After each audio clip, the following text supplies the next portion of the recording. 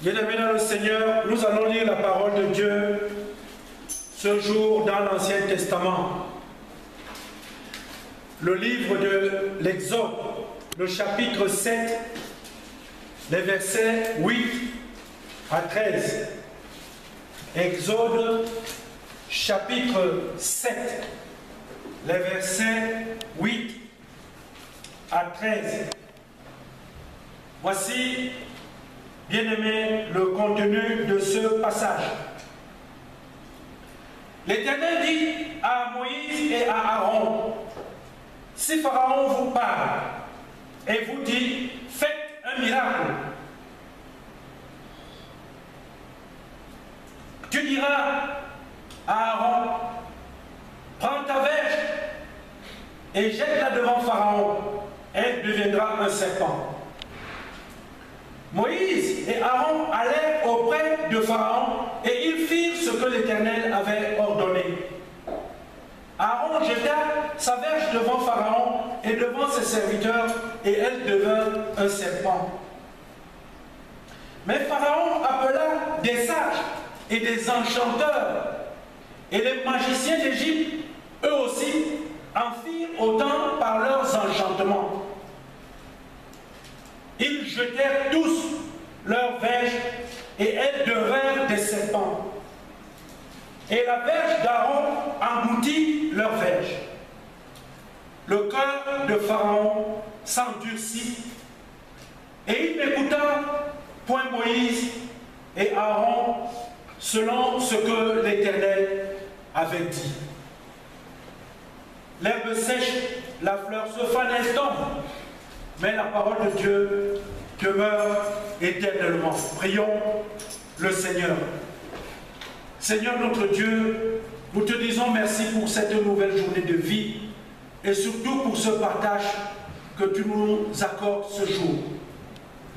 Seigneur, viens nous parler, viens nous éclairer, fais en sorte que nous puissions avoir le nécessaire pour notre chemin de foi. Nous t'avons prié au nom de Jésus-Christ.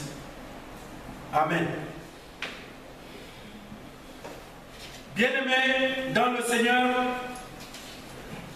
le livre de l'Exode signifie sortie, parce que c'est un livre qui relate comment est-ce que Dieu agit pour libérer les enfants d'Israël, pour libérer son peuple et comment il donne des lois d'amour et en même temps des préceptes pour leur vie au jour le jour. Le texte que nous avons lu, tiré donc de cette histoire, nous présente une séquence où le Seigneur va prendre deux personnes, deux frères, Moïse et Aaron, pour les envoyer en mission auprès de Pharaon qui est ici là, le roi en Égypte. Bien-aimés dans le Seigneur, je voudrais que nous puissions garder comme sujet de réflexion ce jour que soyons des chrétiens à l'image de Moïse.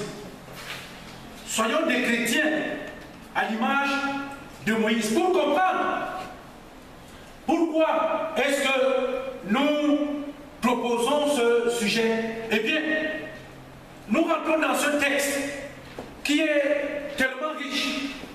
Parce que, bien aimé dans le Seigneur, au départ du chapitre 7, Dieu dit quelque chose de très très important. Il dit à Moïse, je te fais Dieu pour Pharaon et Aaron sera ton prophète.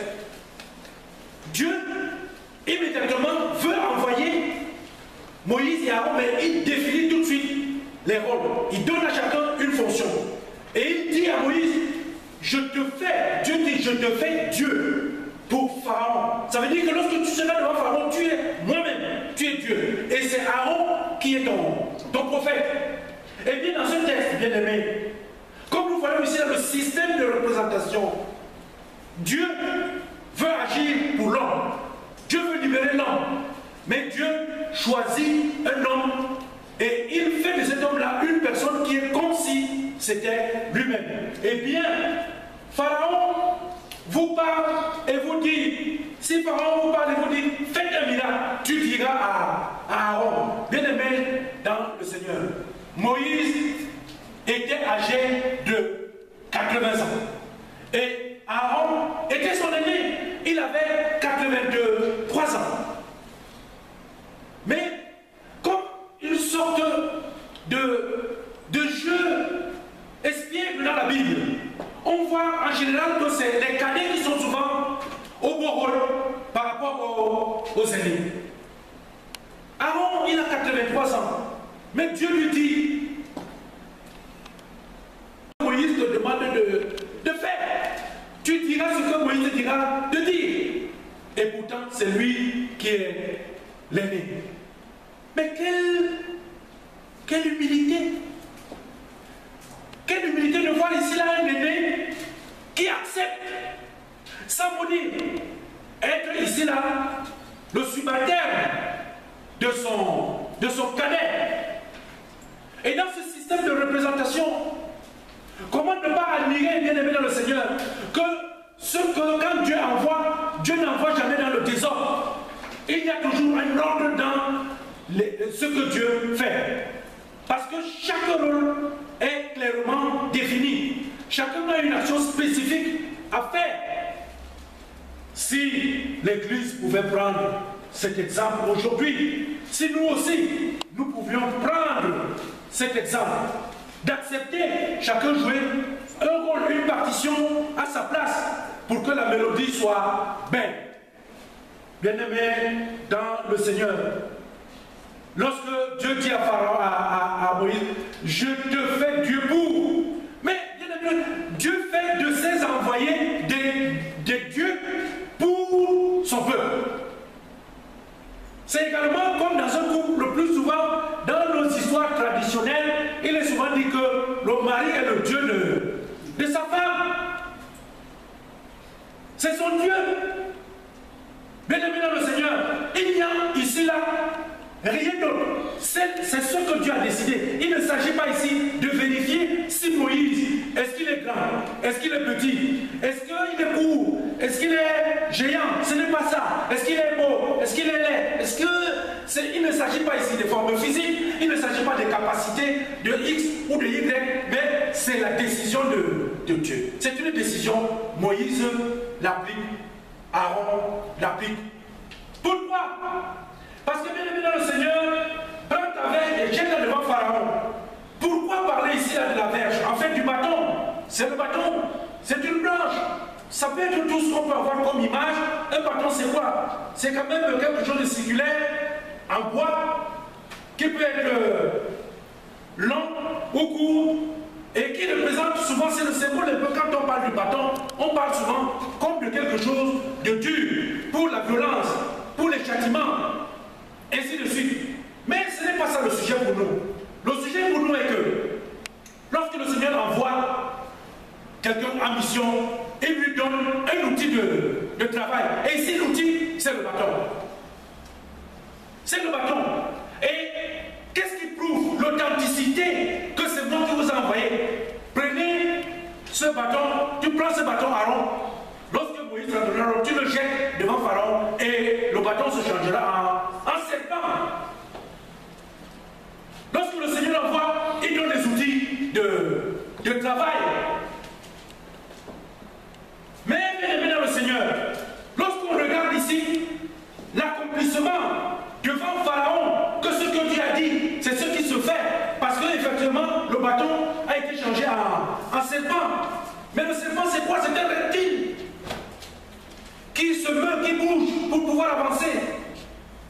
On passe donc ici de quelque chose qui est inanimé, inerte, qui ne bouge pas, à quelque chose qui commence à bouger. La parole de Dieu, l'évangile, lorsque l'Église est envoyée en mission, la parole de Dieu nous est donnée parce qu'elle doit aller donner la vie. C'est de quelque chose, on parle de l'immobile à quelque chose de mobile, de ce qui est, n'est-ce pas, fixe à ce qui bouge. l'évangile que nous sommes appelés à aller annoncer est un évangile de libération. Pour qu'il soit un évangile qui libère, il faut que nous soyons dans la conformité de notre rapport à Dieu dans les instructions qu'il donne. Bien-aimés dans le Seigneur, lorsque l'Église fait la mission que Dieu lui donne, l'Église doit tenir son rôle et sa place. Et dans les églises, les différents responsables doivent chacun se tenir à son rôle et chacun à sa place. Il n'est pas question pour quelqu'un, qui qu'il soit, de prendre la place de l'autre. Dieu lui-même reste dans les cieux et il donne, n'est-ce pas, il donne sa place. Ça veut dire qu'en envoyant en mission, il cède son autorité à une tierce personne. Et il rappelle aussi à cette personne que, mais tu es Dieu, ce qui fait que tu ne peux pas être Dieu et en même temps être prophète. Bien-aimés dans le Seigneur, les amalgames que nous avons aujourd'hui dans les églises, ces amalgames veulent qu'on ait en même temps pape, cardinal, archevêque, évêque, prêtre, abbé, curé et garçon de messe.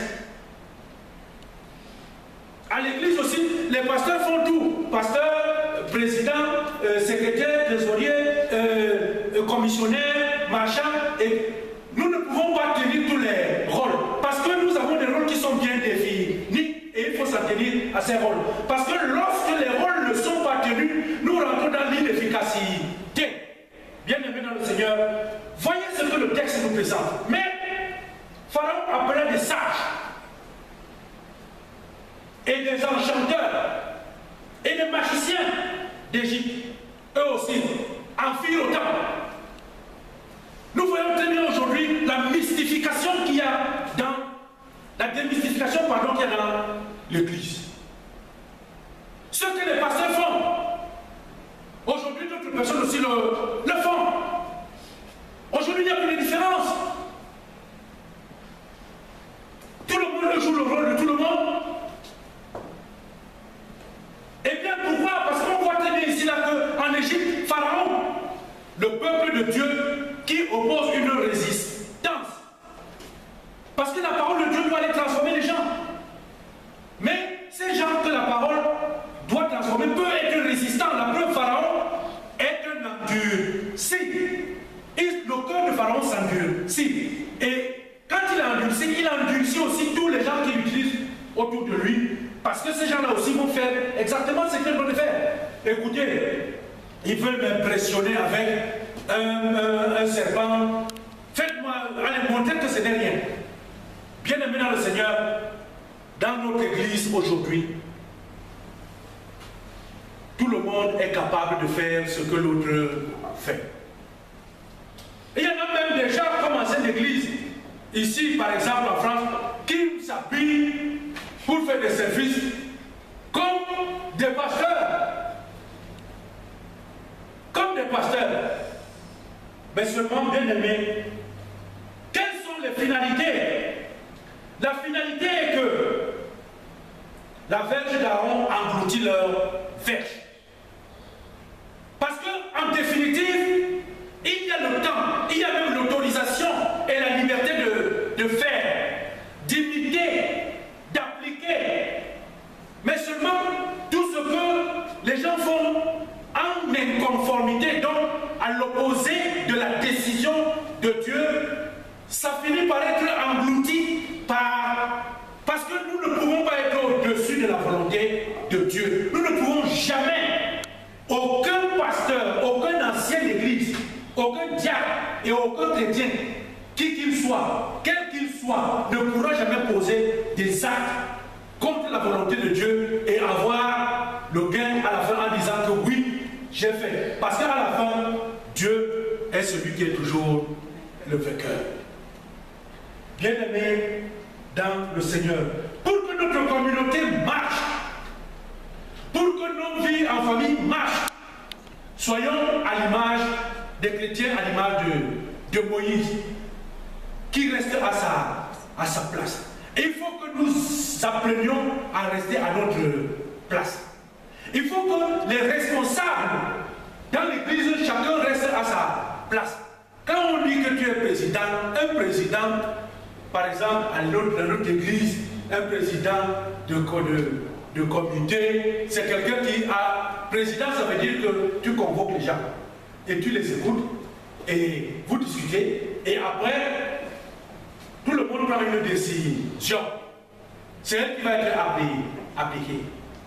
On ne peut donc pas être président et être en même temps celui qui décide sans avoir consulté personne et faire tout simplement. Pourquoi? Parce que Dieu a décidé que Moïse soit Dieu à ma place devant Pharaon. La représentation ne doit pas confisquer les actions. Si la représentation confisque les actions, nous sommes en marche pour l'échec. Parce que tout ce qui sera fait finira par être englouti. Soyons des chrétiens, soyons des personnes qui, dans la société, dans une société où aujourd'hui on voit la concurrence. Nous voyons ici en France aujourd'hui la compétition politique. Personne n'est plus à sa place. C'est une société qui se désorganise. Chacun fait comme il peut faire, comme tout le monde fait. Et finalement, on se trouve dans une société de plus en plus inaudible. On ne sait plus où on va. Dans les familles, lorsque les gens commencent à sauter, personne ne veut respecter sa place. L'enfant ne respecte pas sa place, le parent ne respecte pas sa place. On oublie le mari, la femme, chacun fait comme tout à la fois. Nous arrivons à un moment donné que les efforts qui sont fournis sont finalement engloutis. Parce que c'est des efforts qui finalement s'avèrent être vains. Bien-aimés dans le Seigneur, allons auprès de nos frères dans la foi et aussi dans la société. Montrons que nous savons et nous comprenons que la parole de Dieu nous montre que nous devons être à l'image de Moïse, des personnes qui restent à leur place. Rester à sa place ne veut pas dire croiser les bras. Rester à sa place, c'est agir là où on se trouve, selon ce qui vous a été donné. C'est là, parce que cette action qu'on met à sa place, c'est elle qui aide finalement que nous soyons en réussite, parce que nous aurons respecté la parole de Dieu. Soyons des chrétiens à l'image de Dieu. Ne soyons pas des pharaons, des personnes qui vont s'endurcir dans leurs convictions devant la volonté de notre Dieu. Que le Seigneur lui-même bénisse en nous ce partage. Amen.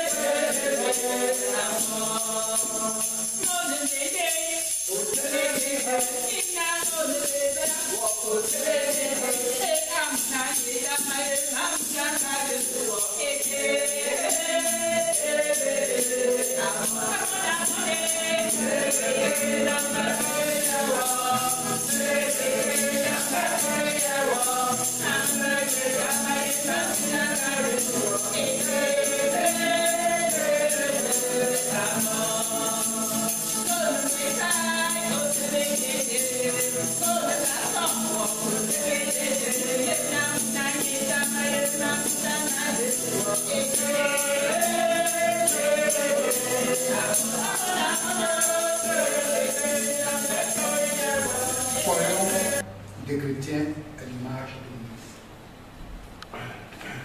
Éternel notre Dieu,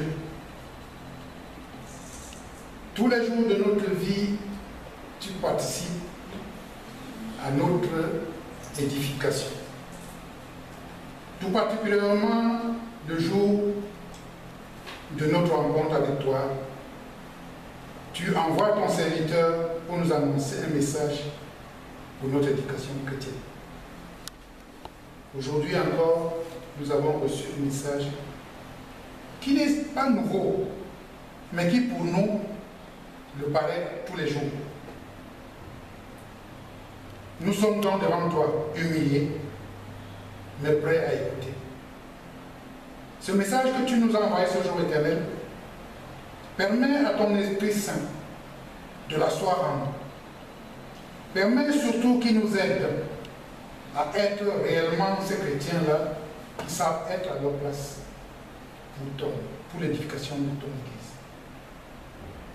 Éternel, ces mots que nous avons écoutés ce jour, permet que nous puissions à notre tour les transmettre à tous ceux qui ne les ont pas écoutés avec nous. Et surtout, que ton serviteur, celui qui nous les a transmis, les garde en lui-même et que ce soit son bouton de commande. Pour ces instants, en ta présence éternelle, nous te disons merci. Nous ne te remercions pas parce que nous avons mérité tout ce que nous as accordé, mais parce que tu nous as donné ton Fils, afin que par lui, nous soyons ceux qui sont justifiés devant toi. C'est au nom de Jésus éternel que nous t'avons prié. Amen. Amen.